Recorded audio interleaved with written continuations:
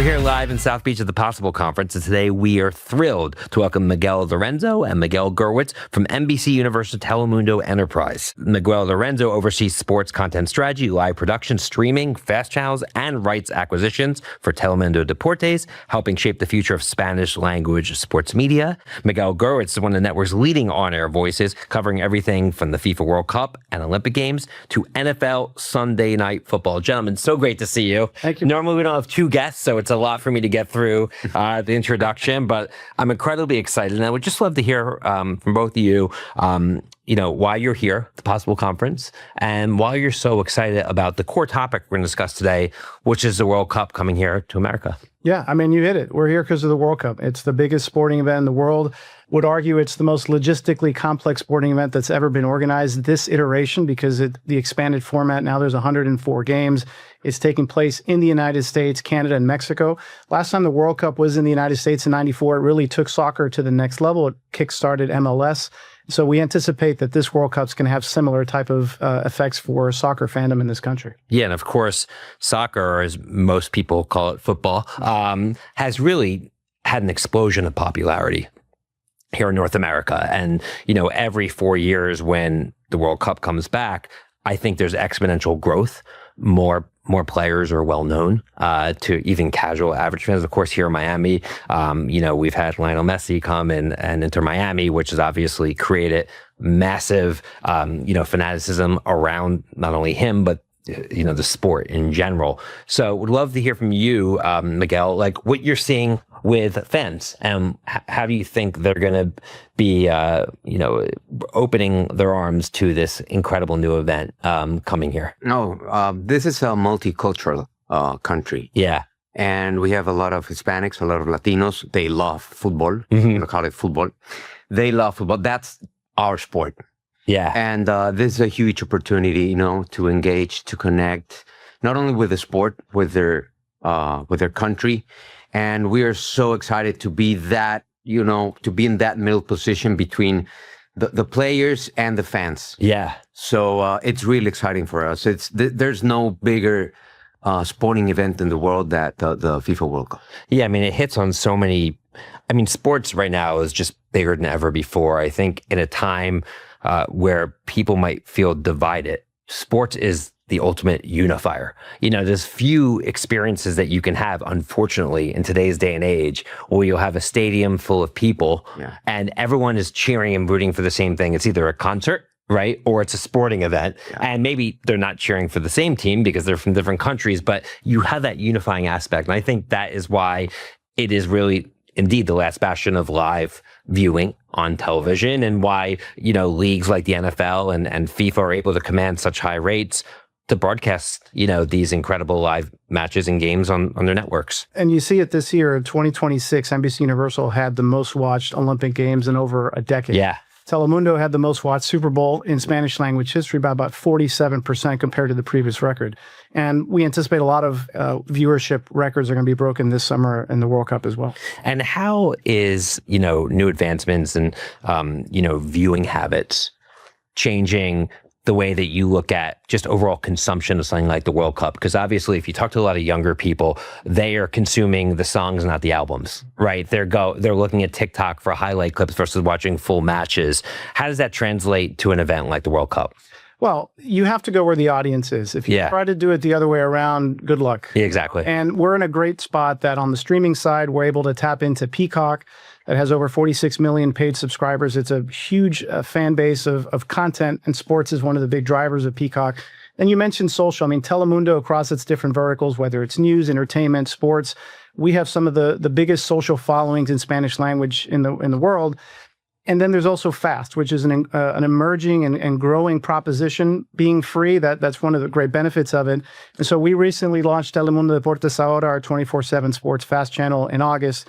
And that's a big priority for us so that we can reach new audiences and grow the overall brand. Yeah. I mean, the FAST networks, the viewing data is just mind-blowing because it's easy. It pops up on people's devices. And I think increasingly we're seeing that these device manufacturers are looking at it as a huge revenue opportunity as well. And it's really changing the way that a lot of people do consume television in general. And for us, it's an opportunity to expand our sports portfolio. When you look at different platforms, if you're only maybe focused on linear, you're going to have limited programming windows, Sure. especially at Telemundo, where you aren't just a sports network, you have news, entertainment.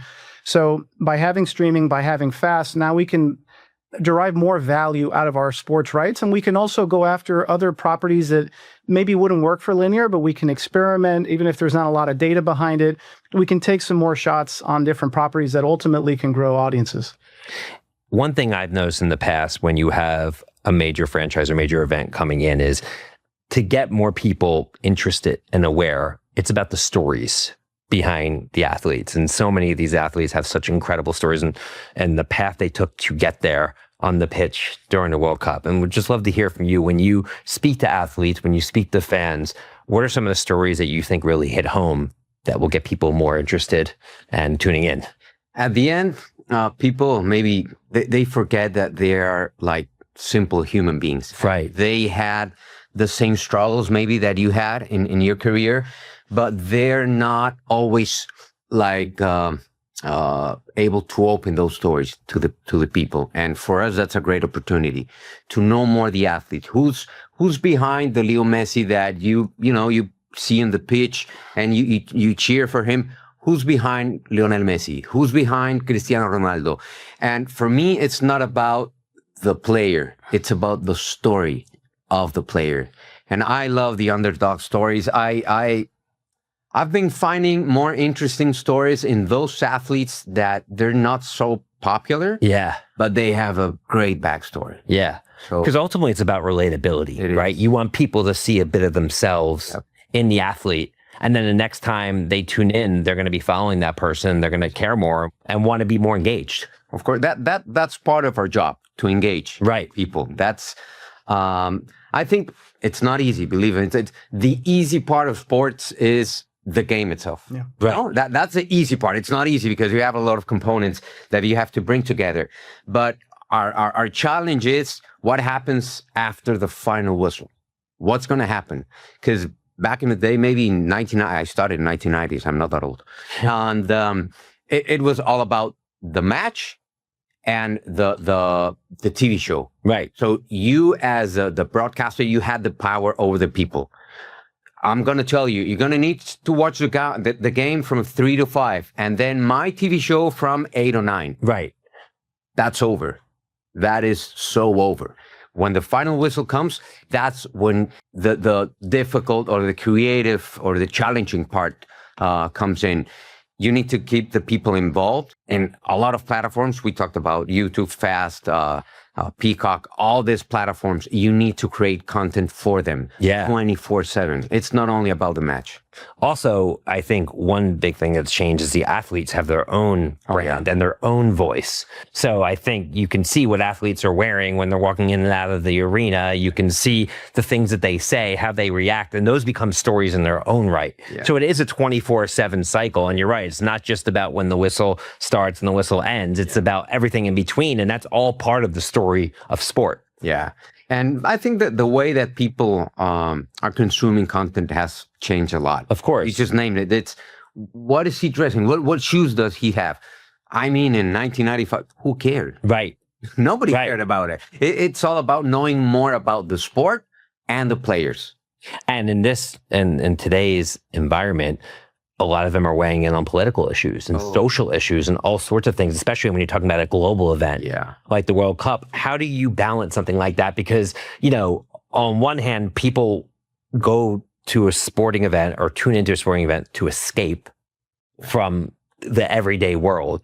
But on the other hand, these people, they come from different backgrounds and different experiences, and you almost want them to have a platform. So do you find that that's a balancing act? I think so. You just mentioned it before. I think sports is the only platform that has the power to unite people. That's right. Unify everything. 1994, we had that beautiful picture with the United States and Iran together. Man, that only sports is able to do that. You have a lot of examples in Olympics. It's this guy from Qatar and this guy from Italy sharing the gold medal.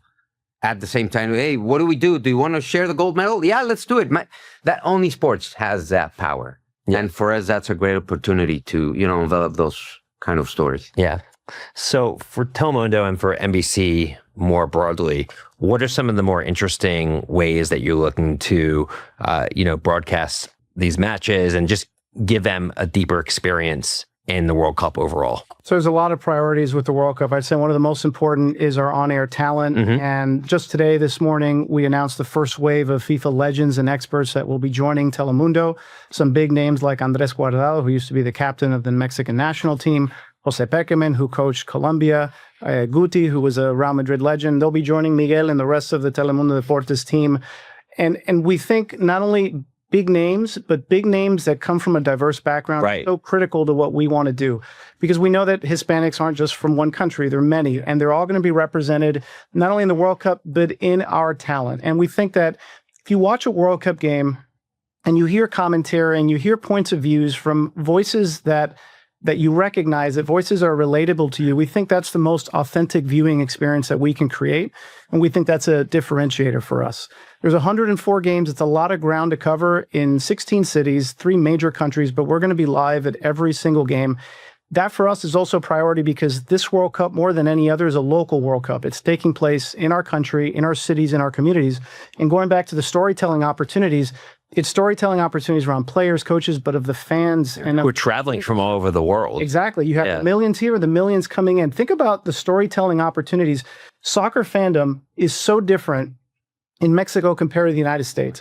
But even within the United States, soccer fandom here in Miami is pretty different than Seattle. Yeah. And then you, on top of that, add all the different communities around the world that are going to be coming. It's going to be an amazing storytelling opportunity. Yeah. I mean, if you love telling stories, what better time than this summer to do so? Yeah, and you're seeing a demand in terms of just record prices for tickets and hotels and everything. And it's going to obviously have a massive economic impact on every city that hosts it. Absolutely. So one thing, this is just a curious question I have, is one thing that's obviously changed in the world of sports now than 4 years ago is the legalization of gambling, sports gambling, which obviously has had a massive impact. There are people that say it's great because it drives more fandom. There's people that say it's not so great. Just curious, and obviously of fantasy sports and all sorts of extensions of that.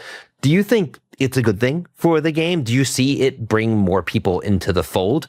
Just curious your thoughts on that and how it's impacting sports, the business of sports. I mean, we've seen, for example, if you take fantasy sports, whether it's football or soccer, it's something that's really engaging and that it generates consumption for games itself that maybe you otherwise wouldn't care about. You might not care about a Browns versus Raiders game, but you might want to watch it because you have players riding. That's right. So in that sense, it's definitely had a huge impact in viewership. And then you see on the content side how it's a priority and how we incorporate that into broadcast, whether it's leading up to the games or the analysis afterwards. I think it's had a huge impact. And I think technology is helping for these experiences to evolve. I mean, if you take AI, for example, the way AI is allowing more in-depth data and analysis of maybe your draft strategies or maybe your lineup changes. I mean, it hasn't helped you much in our. I know. I was no need to rub it in.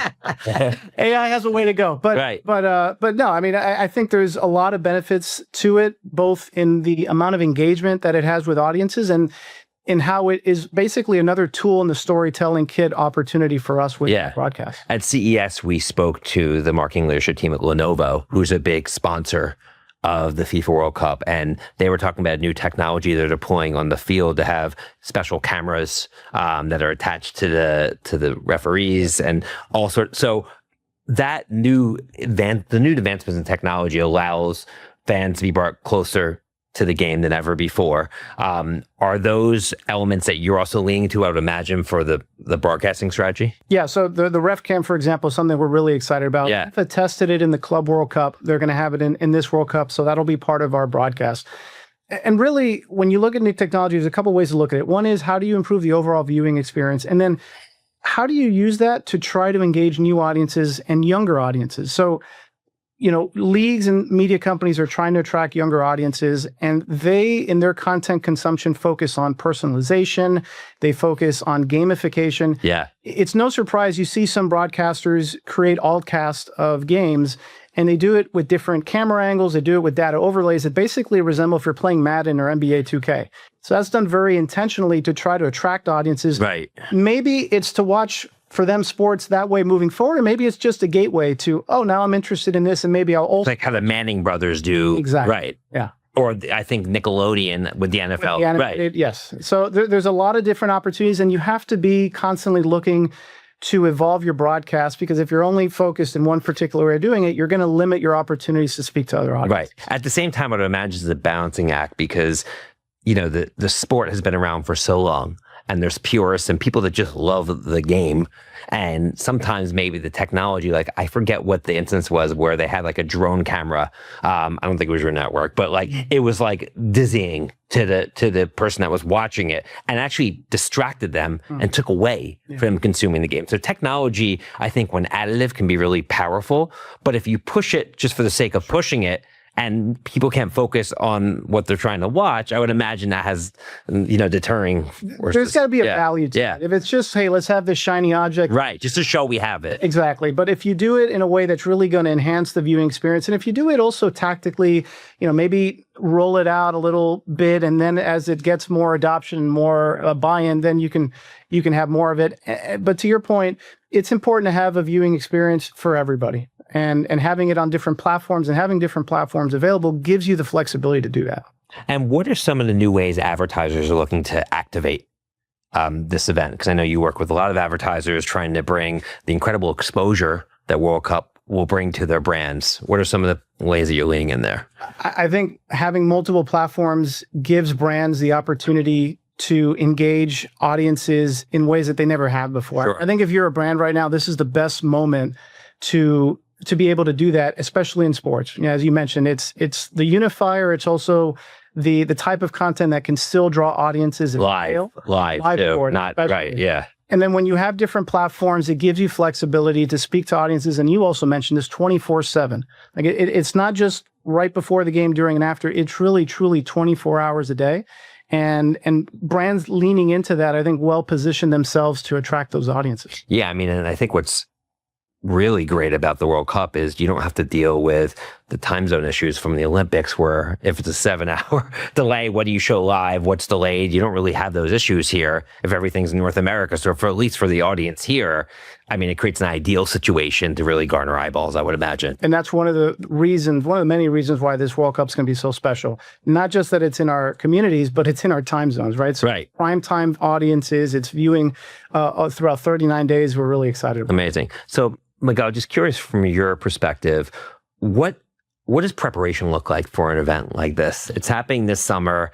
What are you doing over the next couple of months to make sure that you're game ready, so to speak? Because this is a big deal, right? It's 3 things: read, and read. Okay. Keep reading. Yeah, you need to prepare yourself. Right. I mean, maybe 20 years ago, you can get away with a couple of mistakes on air. Nobody knows. Nobody had the opportunity to connect. Yeah. Say, hey, you're wrong about this. Now? Oh, forget about it. Oh, forget about it. Right. Like this. So you need to be prepared. And being prepared is, you need to be prepared maybe for the pregame. 5 hours. We just have 5 hours of Super Bowl. 5 hours of Super Bowl preview. And now it's not about the pregame. It's about preparing yourself and be ready to react, because it's live. You never know what's going to happen. And that is so exciting. That's powerful. You have your research. Okay, you can read maybe 3 books. How are you going to adapt those 3 books in 45 minutes? What are you taking more consideration? The game or maybe the story? Is that the time to tell the story about the player? So you need to have everything ready to adapt. Because it's, as I said, it's sports. It's live. It's unpredictable. It's unpredictable. In Mexico, in Spanish, we have a phrase. I hope I don't get missed in translation. It's called, tell your plans to God, and then he will laugh. Right. So right. You don't have a script. You need to be ready. Mike Tyson once famously says everybody has a plan until you get punched in the face. Yeah. That's the more American way of putting it. I mean, it's not maybe... I don't want to get philosophic, but it's like life itself. You don't know what's going to happen tomorrow. Right. You don't know what's going to happen after the 35 minute. So you need to be prepared. You have to know your research and then adapt to live. So we have a lot of younger listeners on the podcast, and some of which probably want to be on air one day. And obviously you have a amazing job, and I know it's hard, but I also think it comes with a lot of benefits, and you have a great experiences. What were some of the things that you've done along the path of your career to set yourself up for the position that you're in today? I mean, it's fun. I love what I do. Yeah. It's demanding. It has like all other jobs, not the fun part, because you spend a lot of, weekends without your family. Yeah. I'm going to tell you a story. My wife, we've been together maybe 30 years. I spent top 5 years in her birthday, because it's March 26th. It's always a FIFA match. Right. Always a FIFA match. Right. So you do a lot of sacrifices, but it's a beautiful, I mean, Sounds like she's very understanding. Oh yeah, Right. I have a hashtag that in Spanish is le dicen trabajo. They call it a job, and it's not, because it's fun, and I love what I do. I love what I do in the company that I'm at. What I really appreciate about Telemundo is that, and it's challenging, but they took this challenge the best way possible. Miguel spoke about the multicultural people in this country. You're not only talking to the Mexicans or to the Venezuelans or to the Colombians. You need to attend every single audience. And going back to the point, you need to prepare for those. That's right. Because I don't know, if a Colombian has a Mexican calling a game, maybe he's like, this doesn't resonate. I want to hear a Colombian guy. And this is what we've been doing on in this preparation. We need to talk to the specific audience. Yeah, absolutely. So we're here at the Possible Conference in Miami. It's a huge tentpole every year for the marketing and advertising community. Just curious what you hope to get out of this conference. Obviously, it's local here in South Beach, so it doesn't hurt. But how are you spending your time here? And what are some of the more interesting things that you're looking to learn from other brands and other entertainment companies that are participating? Yeah, I think it's always interesting to see what brands' priorities are when it comes to reaching audiences, and how they want to do that, what their timing is, what their priorities are. And in this particular moment, it's seeing how we can mirror that with the opportunity that we have this summer, which is the World Cup. I mean, Telemundo is home of the biggest sporting events along with NBC Sports. We've had the Super Bowl, the Olympics. For us, nothing is bigger than the World Cup this summer. So it's always interesting. Okay, that's our priority. How does that align with brands and their priority? And then what are opportunities that we can collaborate? Right, because you know that you're going to be able to get them eyeballs and awareness and impressions. Yeah. But how? And how is it going to meet their business needs, right? Are you going to need to drive more engagement, help them collect first-party data, whatever those things are that they're prioritizing? And to your point, how do you connect the two to see if there's a marriage? And at this point, I would imagine it's probably too late for the World Cup, but probably for the future, right? It's never too late for Really? Okay. We are 45 days away. You heard it, everyone. These guys are ready to do business. Bring out your checkbook and And open. Oh, Awesome. but yes, certainly in the future, whether it's future World Cups, future Olympics, future temples, there's always an opportunity to learn from an existing opportunity and apply it forward. Very cool. So we always wrap our podcast up asking our guests if there's a saying or mantra that helps kind of encapsulate the professional journey. And we're talking about sports. Sports is all about mantras, right? And since there's two of you here, I'm going to have you each tell me a mantra and then tell me why that's what you picked. So let's start with you. So probably cliche, but it really does apply to me. And that's, don't be afraid to step out of your comfort zone. Mm-hmm. There's been so many pivots in my career that have been either doors that I didn't even know existed or doors that I wasn't interested in, but they opened and I dove into it either because I felt this is an interesting opportunity. I can learn something new, or I can pick up experiences along the way, even if it's not necessarily something I envision myself doing long term. And in every step of the way, it has helped me both professionally and personally.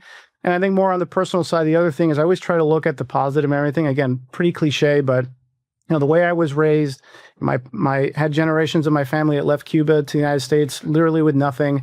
So I find myself always thinking, what do I have to complain about when I look at what the sacrifices that they had to make? And that has always helped give me good perspective, good balance, never take myself seriously, work hard, and always try to help others where I can. Yeah, I think perspective is so important. And on your first point, I think many people just either are afraid to make that leap or just are looking for a sense of conviction before they do so. And sometimes you do just have to act on intuition, right? Like what has caused you throughout your career to have the conviction to make a leap? What comes to mind for you? Well, I started my career at the local TV station here in Miami, WTVJ. I was on the linear side. I actually started as a sports broadcaster. Really? The camera. Eventually, I buy that. I could see it. Thank you. And the opportunity to come to Telemundo was twofold in things that I had no experience in. One, it was in Spanish. I speak Spanish, but I had never worked in Spanish. And the other was in digital, whereas my experience up until that time was only linear. But I saw it as two opportunities to grow, two opportunities to be exposed to things that I saw, okay, Hispanics are growing in this country. Spanish isn't going anywhere.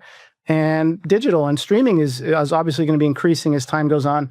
This is a great opportunity to learn. And I dove into it. It has developed into so many other opportunities, even within Telemundo, that I never studied for it, but I learned on the go. There was a need. I did it. And it's really helped serve me to this point. Fantastic. What comes to mind for you? You've had a lot of time to prep now listening. Yeah. No, it's for me, I always, when I have this Saturday, we have the Kentucky Derby. Next, at night, it's going to be Mexican soccer. So for me, it's always the same thing. I think about the same thing. Consider this broadcast as it's going to be your first and your last one. Why? Because you need to prepare. You need to have that, in Mexico we say mariposas. Butterfly. Butterfly. Yeah. You need to feel that. There's not and I'm being serious. There's not one, and I've been working in this industry maybe now 30 years. I never went to the air like feeling I'm so chilled and cool and real. Never. Right. It's think about the next broadcast if it's the first one and the last one.